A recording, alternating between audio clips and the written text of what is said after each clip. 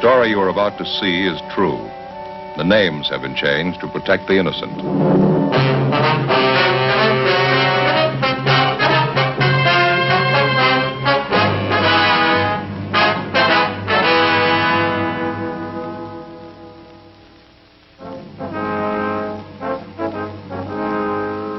It was Tuesday, August 22nd. We were working the day watch out of burglary division. My partner's Frank Smith. The boss is Captain Wisdom.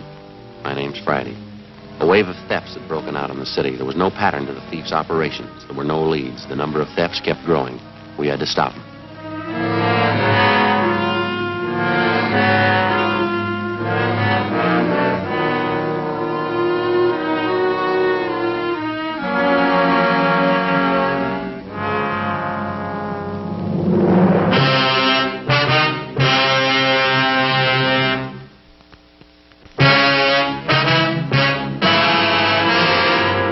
Sorry to have kept you boys waiting, but I had to sign these papers. Quite all right, sir. Now, let me see. You're Smith and you're Sergeant Friday, is that right? Sir, that's right. Well, I guess you know what the problem is. Well, I didn't get it quite clear on the phone, Mr. Elliott. When did this last thing come up? Well, the way we have it figured out, it must have happened around closing time yesterday, between 5 and 5:30, we figure. The store was crowded at that time, was it? Yes, pretty busy. We had a special pre-winter showing in the fur department. No one noticed it was gone till after we closed up. Can you give us a description of the piece of merchandise, Mr. Elliott? Yes, I've got it right here. Silver blue mink stole, satin lining, 2 slash pockets, silver chain fastening.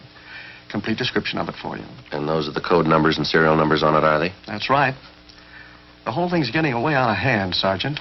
We've had a lot of things lifted from the store the last few weeks, but nothing this big. If this keeps up, I don't see how we're going to get our insurance renewed. I guess your store detectives are working on this latest one, the missing fur, huh? Yes, but it's the same as all the other cases we've had. They haven't been able to find a thing. All the personnel have been checked, all the people who were around the department when the fur was stolen. I mean, those it was possible to check on. As far as we know, they're all clear. What were the circumstances of the thing, Mr. Elliott? I mean, was this mink stole on a display rack? Did one of the models have it on? Exactly how was it? Well, it was modeled, yes. After it was shown to several parties, it was put back in stock. We have a special rack for the stoles, regular enclosed cabinet, sliding doors on it. Cabinets usually open during store hours. I see. There was a store detective in the department at the time, all those salespeople standing around. Can't understand why one of them didn't see it happen. Now, Mr. Elliott, you say this is the first time an expensive item like this has been lifted from your store, huh? That's right. Like I said, we've had dozens of less expensive things disappear. Everything from a 50-cent handkerchief to a $100 handbag. I suppose we might have expected it. I understand some of the other stores in the area have been hit pretty hard. Yes, sir. It's been the last 8 weeks. Most of the stores for 8 or 10 blocks along Wilshire here, they seem to be getting the worst of it. We've got a special shoplifting detail working the area, staying as close to it as possible. I guess you know as well as I do we can't stay in business this way, Sergeant. There certainly must be some way to trap whoever's doing it. Well, we're doing everything possible, sir. We're trying to cover it as best we can for you. I think you'll agree just about the only way to reach the thieves is to grab them when they're actually stealing the things. Just isn't possible for our detail to cover every department and every store. Yes, you've got a point there. What about the known shoplifters in the city? You keep a file on them, don't you? Yes, sir, we do. There are half a dozen people we're keeping an eye on. We've got our stats office and our record bureau helping out. No definite lead so far, though. Certainly can't understand it. We've had one meeting of the store personnel already. Guess I'll have to call another one. We'll just have to be doubly careful, that's all. About the personnel, Mr. Elliott, you say there's been a check made on each one of them since this thing started? Yes, sir, that's correct. And there's no reason to be suspicious of any of your people at all, huh? Well, as a matter of fact, there is one, Sergeant. Sales girl. She was up on 5 in a Sweet 16 shop. Then she was moved down to cosmetics on the street floor. What is it that makes you suspicious of her? Well, before I say anything, I want to make it perfectly clear to you. We've never had any real proof that there was something wrong there. Dorothy started with us 8 years ago. That's the girl's name, Dorothy Kirkman. Mm-hmm. She came to us right out of high school. She seemed to be doing all right. Got along with the customers, dressed neatly, always on time. Then all of a sudden, this shoplifting started. We didn't think there was any connection at first. Thought it was only a coincidence. Well, how do you mean, sir? Well, just for instance, wait a minute. I've got the file right here on the desk. Let's see. Yeah, here it is. Out of the first 14 items to disappear, 6 of them were out of Dorothy Kirkman's department, right out of her section. Cashmere sweaters, expensive blouses, scarves. As I say, at first we wrote it off to coincidence, but it kept recurring. Her section almost seemed to be the focal point of all the shoplifting. That was at the beginning, of course. Did you have the girl watched, Mr. Elliott, this Kirkman girl? Yes, we did. The department head kept an eye on her, and, well, I guess Dorothy noticed it. She resented it quite a bit. Had a little spat with the head of the department. We thought it best for everyone if she transferred. So we had her move downstairs to cosmetics. Mm-hmm. How'd that arrangement work out? Well, for the first few weeks, fine. Then we started missing things out of cosmetics. A lot of it didn't amount to too much, a lot of it did. Makeup kits, expensive perfumes. This time we called her in, tried to talk to her about it in a nice way. She got very resentful. She denied knowing anything about it? Yes, she got very upset. Of course, there is one thing I will say. The items in cosmetics are on display all over the counter. It's fairly easy for anybody to pick them up. But the fact still remains the stealing began in her department upstairs. She moves down to cosmetics, and all of a sudden the losses increase there. What would you figure? Yes, sir, I see what you mean. Wonder if you could have somebody point out this Dorothy Kirkman for us, Mr. Elliott. I think maybe we'd better have a talk with her. I'd like to help you, Sergeant. I'm afraid that's not possible. Oh, how do you mean? She quit last Saturday.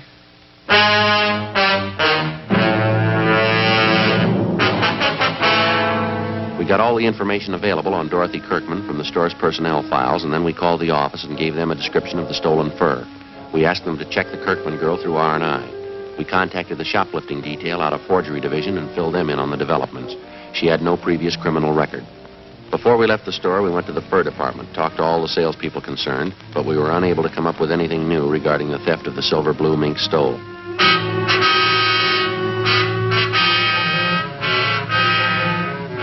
We drove out to Dorothy Kirkman's last known address. She wasn't home, but her mother was. The mother told us that the day before, her daughter had started on a new job as a salesgirl at the House of Raymond.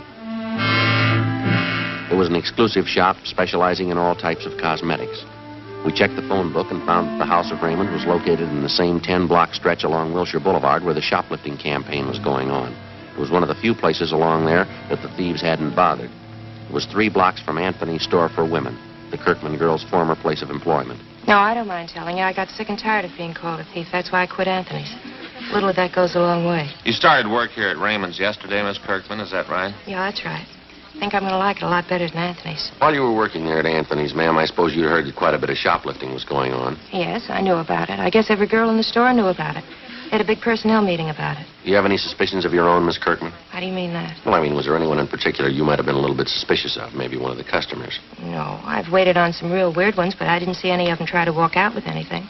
All I knew was what Mr. Elliott told us at that meeting. Well, this might be an embarrassing question for you, miss. We'd appreciate an honest answer. Yes? What about the sales girls you worked with? Any of them ever give you a cause to be suspicious? You mean, do I think any of them were doing the stealing?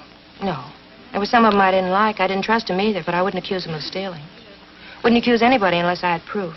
It's more than I can say for some people I know. By any chance, did you happen to be in Anthony's this past Monday? Monday?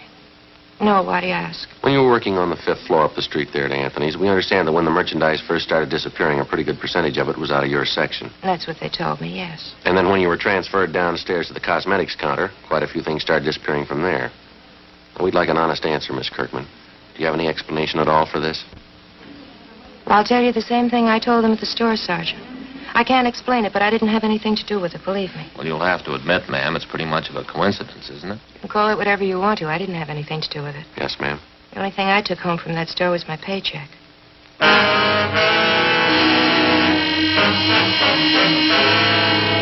4:38 p.m. We finished questioning the suspect, Dorothy Kirkman, and Frank and I went back to the office and made arrangements to have the girl kept under temporary surveillance. A bulletin had been gotten out on the missing fur stole. The pawn shop detail had been notified, and a description of the fur had been placed on the stolen property list. The following day, along with officers Paul LePage, John Wood, and policewoman Gladys Young, we continued our investigation of the latest shoplifting complaints. It went slow, a lot of legwork and no progress. Like the dozens of other items of merchandise which had vanished in the last 8 weeks, there wasn't a trace of the missing fur stole. More men were added to the special detail on duty in the 10-block area where the stealing was going on. Anyone in the city who'd ever served time for shoplifting was checked and rechecked. Constant surveillance was maintained over a half a dozen known thieves who we figured might be involved. It got us nothing. Wednesday, August 23rd, 5:30 p.m. No leads, no progress. We went back to the office.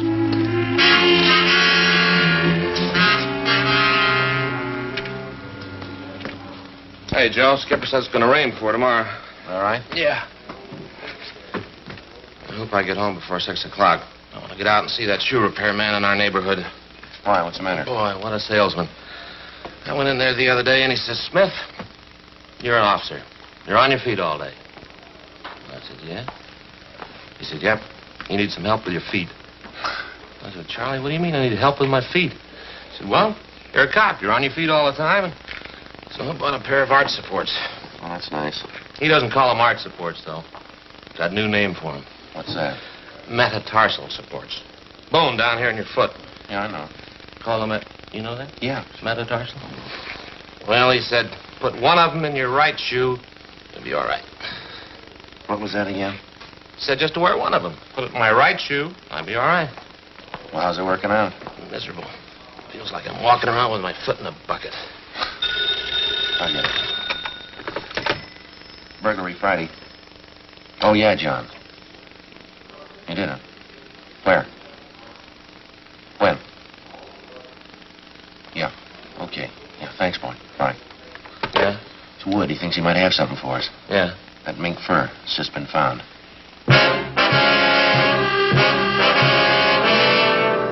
2 hours before, at approximately 3:30 p.m. in the main depot of the Santa Fe bus lines, a 38-year-old housewife, a Mrs. Harriet Briggs, noticed an unclaimed parcel lying on one of the benches in the depot waiting room. When it became apparent to Mrs. Briggs that the parcel was either lost or forgotten, she picked it up and took it to the clerk in charge of lost and found articles. In checking the package for some kind of identification, they discovered the silver blue mink stole inside. A car was dispatched to pick up the fur, and it was identified as the garment taken from Anthony's fur salon. Mrs. Briggs volunteered to come along to the office to give what information she could. Bus depot officials were instructed to notify us in case anyone called for the package. 5:50 p.m. We interviewed Mrs. Briggs in the squad room. That's right, officer. It was just a little before 3:30. I was in the bus depot there waiting for my husband. That's when I first noticed this package lying on the bench just across from me. I see. Would you go on, please, Mrs. Briggs? I didn't think anything of it at first, and I went on reading the afternoon paper. But no one came for the package. It was just lying there. It was there a long time. How long would you say, ma'am? I mean, before you picked it up and took it to the lost and found clerk? Oh, I'd say 20 minutes, half an hour, that much at least. I left it with the young man at the counter there, and I told him I'd be back to see if anyone claimed it. Well, when I did get back, that's after I'd had dinner with my husband, Carl, we found out what was in the package. It's certainly strange. Don't you think, officer? Yes, ma'am. Did you happen to notice who it was that left the package there? Well, I'm not really sure, officer, but I think I know who it was. A short woman. She had a brown jacket, if I remember rightly. I think you'd say she was in her late 20s or early 30s. Have you ever seen this woman before, Mrs. Briggs? No, I never did. Very attractive. As I recall, she wore glasses. Anything else about her you might have noticed? Let me think. Oh, she had dark hair. Remember that much. Real pretty hair. And you're sure that this woman you describe is the one who left the package there? Well, if I remember rightly, she was the only one that sat across from me. Guess it must be her. If it wasn't her, I don't know who else it could have been. All right, Miss Briggs, thank you very much. We appreciate it. That beautiful fur. I know that woman must be just sick about losing it. I certainly hope you find her, officer. Yes, ma'am. So do we.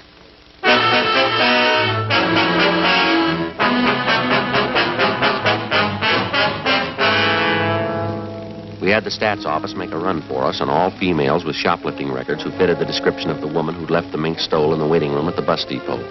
We checked with the lost and found clerk at the depot, but he told us that no one had come back to report losing such a parcel. Together with LePage and Wood, we checked out the names on the list of known shoplifters which the stats office had made up for us, names of possible suspects who physically resembled the dark-haired woman seen at the depot. We got nowhere. Either they had ironclad alibis, or they had since moved out of the city. We ran down every possible angle on the freak recovery of the missing fur stole. During the next 10 days, the case got more involved than it already was. Some of the stolen articles of new merchandise began showing up, but not through any of the channels we expected. Some of the items were found dumped in sidewalk refuse cans. Some were found in hotel lobbies, in the post office, in theaters. Some were found tossed in vacant lots. The only logical answer we could figure was that it was the work of somebody who was stealing for the love of stealing, a kleptomaniac.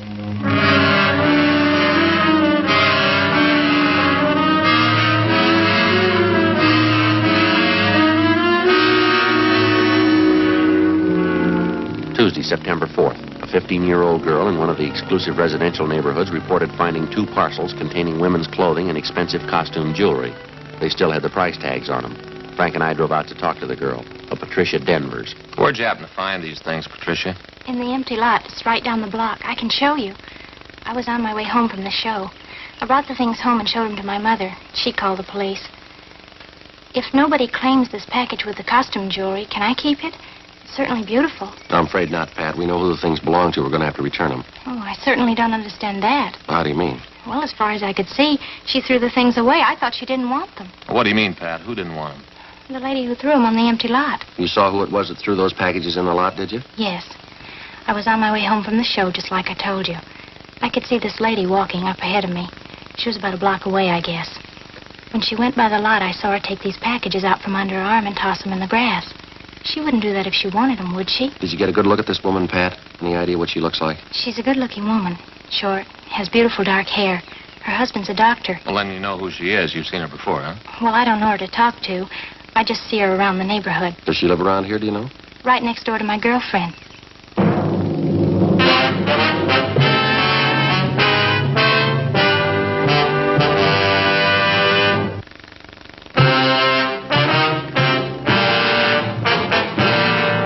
Tuesday, September 4th, 5:15 p.m. With the help of the 15-year-old girl, Patricia Denvers, we got the name and address of the woman who had been seen tossing the parcels of stolen merchandise into a vacant lot in the west end of the city. The woman was identified as a Mrs. Virginia Sterling, the wife of a Dr. Bruce Sterling, a fairly prominent young surgeon with offices in Beverly Hills. Mrs. Sterling and her husband had no children. They leased a richly furnished house in a residential section of the city that was considered better than upper middle class. We checked Virginia Sterling through R&I, but she had no previous criminal record. The next day, with officers LePage and Wood, we covered the various stores along Wilshire Boulevard that had been victimized in the recent shoplifting campaign. We found that Mrs. Sterling had charge accounts at almost every one of the stores. Generally speaking, we found her accounts in very good standing, and among the store people, she was regarded as what is referred to as a fine customer, a good spender, a good credit risk. Right down to the Retail Credit Association, there was nothing but favorable reports on the woman. 7:15 p.m. We drove out to the house of Dr. Sterling and his wife. Mrs. Sterling answered the door and invited us in. Thank you.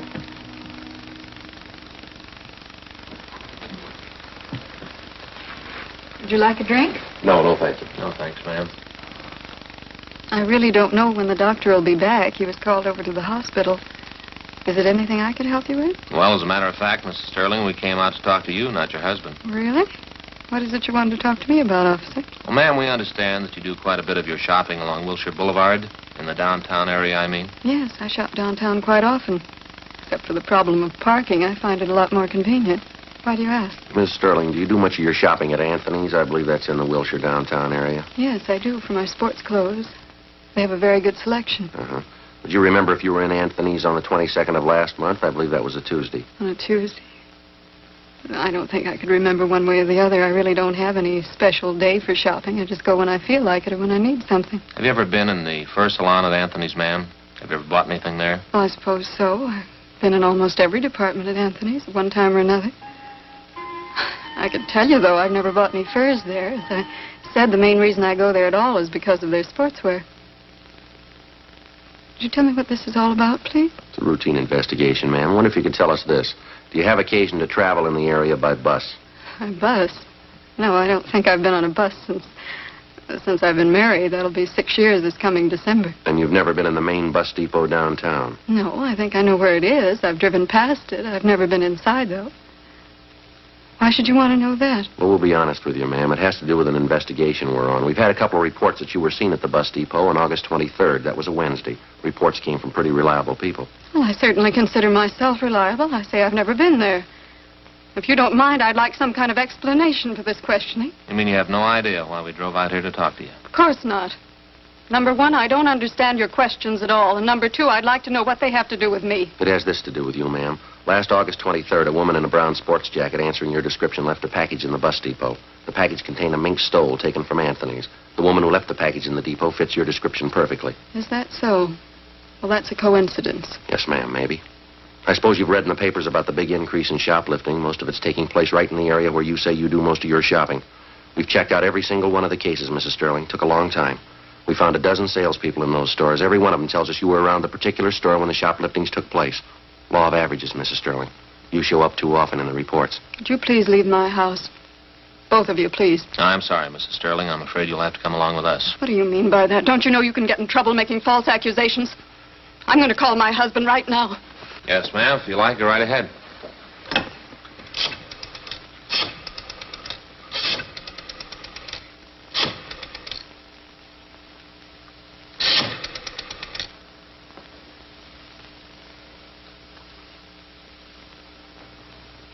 Sergeant.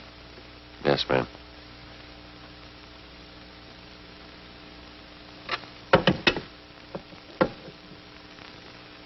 We've got your story, ma'am. Right up to this afternoon. You went shopping today. You stole things as usual. When you tried to get rid of them, you were seen. Right in this neighborhood. The vacant lot down at the next corner. You threw the stuff away there. Somebody saw you. They didn't know it was me. Yes, ma'am. They knew it was you.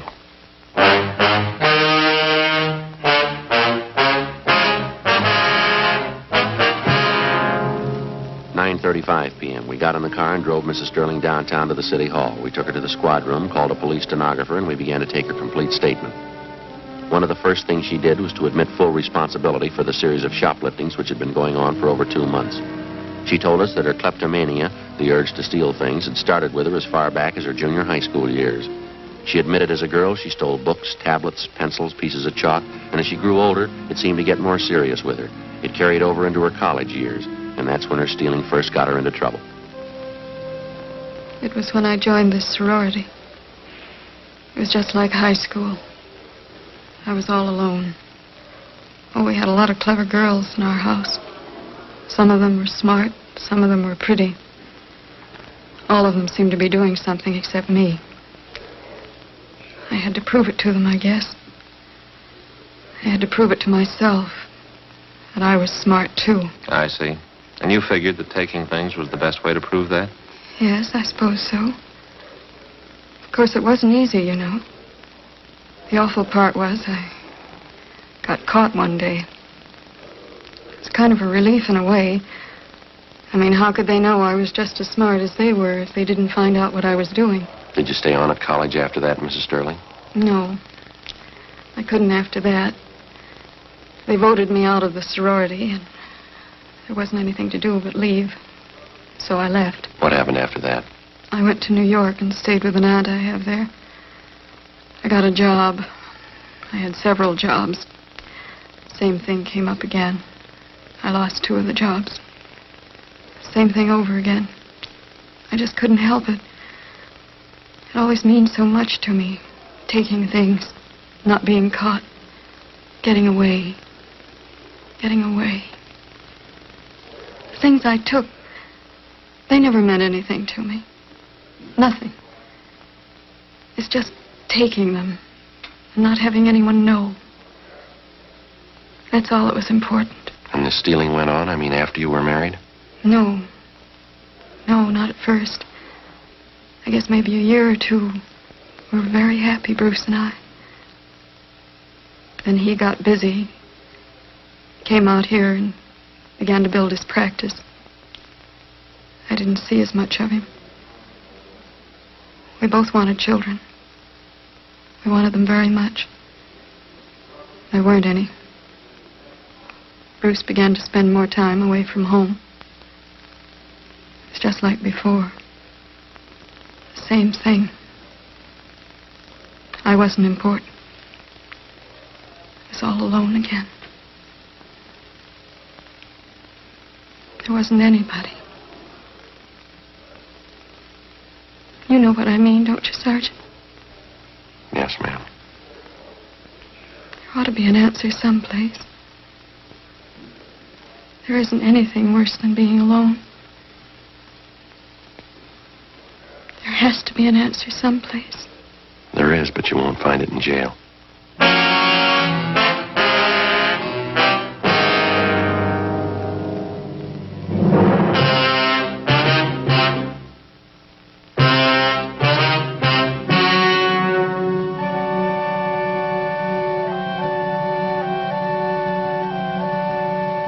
On December 9th, trial was held in Department 88, Superior Court of the State of California, in and for the County of Los Angeles.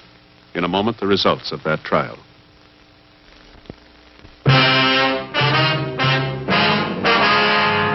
The suspect was tried and convicted on 3 counts of grand theft, the terms to run concurrently. Grand theft is punishable by imprisonment in the state penitentiary for not less than 1, nor more than 10 years.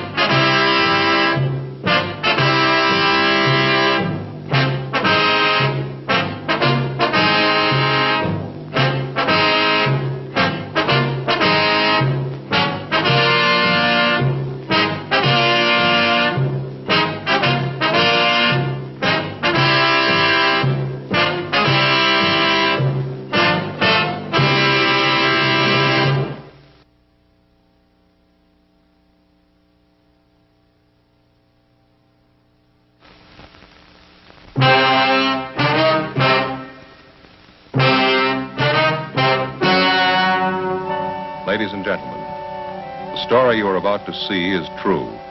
The names have been changed to protect the innocent.